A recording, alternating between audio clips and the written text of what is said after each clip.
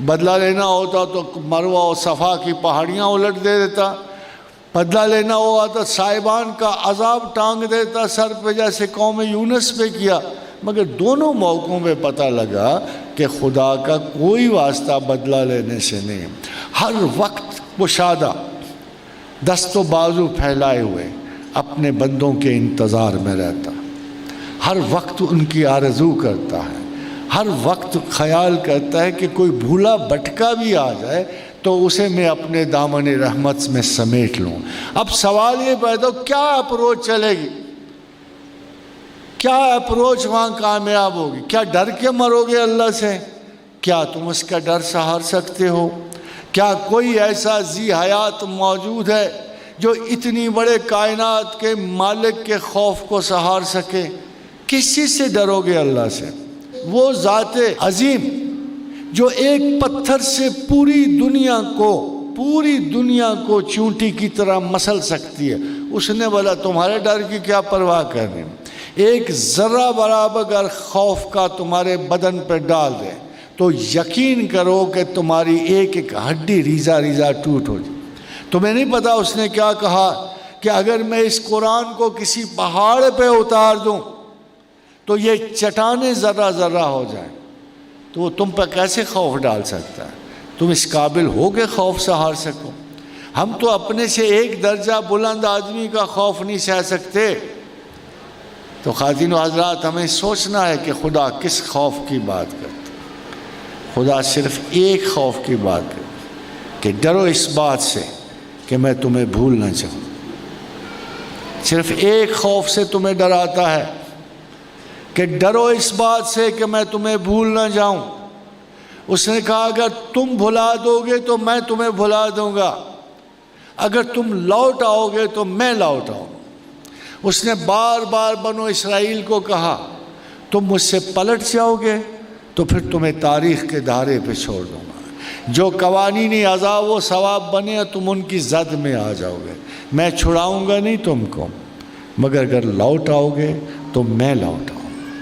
تو اگر کوئی تقوی ہے، اگر کوئی کسی قسم کا خوف خدا ہے تو صرف اس کی ایک ہی قسم ہے کہ ان کاموں سے ڈرو جس سے تم خدا سے دور نہ ہو جاؤ، اس کام سے ڈرو جس سے اللہ تمہیں بھلا نہ دے، اس کام سے ڈرو جس کی وجہ سے تم پر نسیان نہ طاری ہو جائے اور تم خدا کو سرے سے غفلت میں نہ چلے جاؤ۔ خواتین و حضرات، غفلت پتہ ہے کیسی ہے؟ دیکھو کیا ہو رہا ہے امریکہ اور یورپ میں، کون سے بڑے مرض ہیں؟ الزائمر، نسیان، یادداشت کا چلا جانا، رستوں کا گم ہو جانا۔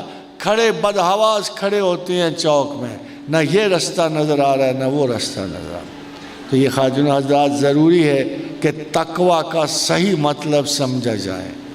یہ وہ بیلنس ہے کہ جس میں انسان ایک مکمل جد و جہد کر رہا ہوتا ہے کہ ہم کوئی ایسا کام نہ کریں، حدود اللہ میں تغیر نہ کریں کہ جس سے ایسا نہ ہو کہ خدا ہمیں مطلقاً قانون کے حوالے کر، تم اس کے خود حوالے ہو۔ اللہ خود نظر رکھتا ہے اپنے بندوں پر، جب تم اس کی نظر سے اوجل ہو جاؤ گے تو تم قوانین فطرت کے جو اس نے بنائے حوالے ہو جائیں۔ رسول اکرم صلی اللہ علیہ وسلم کا ارشاد گرامی ہے کہ اس بکری کی طرح نہ ہو جاؤ جو ریوڑ کے کنارے کنارے چلتی ہے، وہ یہ نہ ہو کہ بہک جائے اور بھیڑیا اس کی طاق میں ہوتا ہے اور اسے اچک کے لے جاتا۔ Approach to God is not fear. Again and again, remember this thing. Approach to God is not fear. Approach to God is only one, and that is love God as much as you can, as much as you wish. مگر محبت خداوند کے لیے آپ کو حواس خمسہ سے ذرا آگے جانا ہوتا ہے۔ وہ ہاتھوں میں نہیں آئے گا، وہ ذائقے میں نہیں آئے گا، وہ سونگا نہیں جا سکتا۔ سینشینٹ بینگ حواس خمسہ رکھتا ہے۔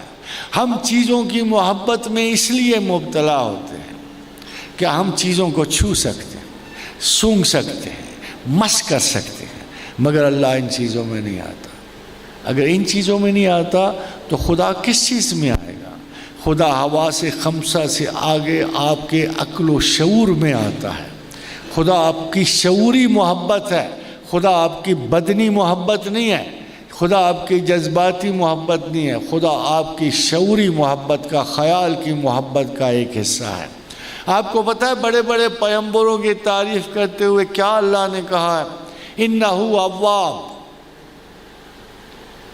بڑا رجت کرنے والا تھا، بات بات میں پھر ہماری طرف پلٹ آتا تھا، ہو نہ ہو، کام ہو نہ ہو۔ پیغمبروں کا ایک صفت سب سے بڑی یہ ہوتی ہے کہ ہو نہ ہو وہ ہر بات میں خدا کو پلٹ پڑتے، ذرا سی ٹھوکر لگی اللہ کو پلٹ پڑے، انگلی کو چوٹ لگی بسم اللہ الرحمن الرحیم پڑھ لیا، گھٹنا زخمی ہوا اللہ کو، بہانے بہانے سے خدا کو پلٹتے تھے۔ تیرے کوچے ہر بہانے مجھے دن سے رات کرنا، کبھی اس سے بات کرنا، کبھی اس سے بات کرنا۔ آپ کا کیا خیال ہے تسبیح جبر ہوتی ہے؟ آپ کا کیا خیال ہے کہ یاد خدا کو ظلم ہوتا ہے؟ آپ کا کیا خیال ہے کہ مقاصد کے لیے تسبیح کر؟ بہت سارے لوگ تسبیح پہ اعتراض کر رہے ہیں، یہ گننا یہ نہ، بھائی جس کو نہ گننا ہو نہ گنے نا، وہ بے حساب اللہ کو یاد کرے، اس پہ کوئی جبر ہے؟ اور جس نے گن کے اپنی تباہ کے لیے آسانی تخلیق کرنی وہ گن کے کر لیں۔ دونوں صورتوں میں تسبیح پہ تو کوئی اعتراض نہیں آتا۔